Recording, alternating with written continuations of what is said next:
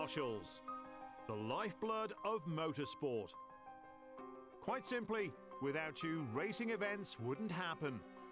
You're the reason everyone can enjoy efficient and safe racing. In 2016, the Isle of Man government introduced the Road Races Act. It covers the appointment of marshals by race organisers and their powers and functions at motorsport events. And this gives you the legal powers to marshal a safe event.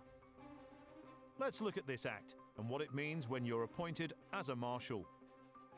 Before the race commences, the organiser must make sure you, as a marshal, have received the appropriate training and are competent to carry out your functions.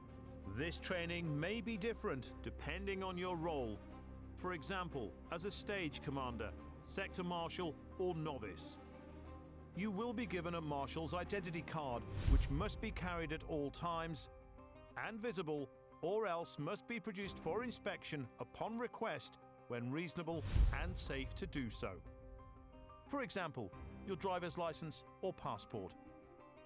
Let's look at your functions when you marshal a race for which you have been appointed and administer and enforce the racing authorization in accordance with any directions given to you by the race organizer who appointed you.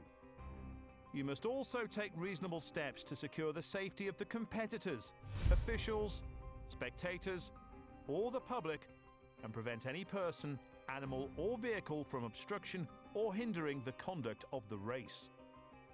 Your powers as a marshal in performing your functions will be defined to you by the race organizer. However, your powers may be extended to removing or help remove a vehicle, person, or animal from any road, land, or position. Removing or detaining a person for so long as is necessary to secure the person's safety or public safety, or until they can be delivered into the custody of a constable. Requiring a person to stop doing anything which, in your opinion as a marshal, puts the safety of the competitors, officials, spectators, or the public at risk. Stopping and controlling traffic. Erecting, maintaining, or removing apparatus and barriers to close a road or control traffic. It is important to remember that these powers are only in relation to marshalling the specific race and should be carried out in accordance with any instructions given to you by the organizer.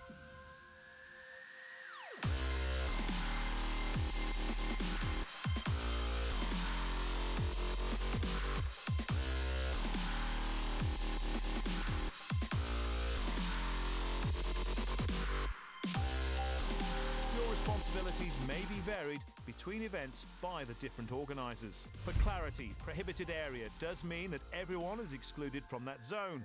This principle also applies to restricted areas. The public are also excluded from these zones. However, race officials and media may be allowed access, but only if authorised by the race organiser.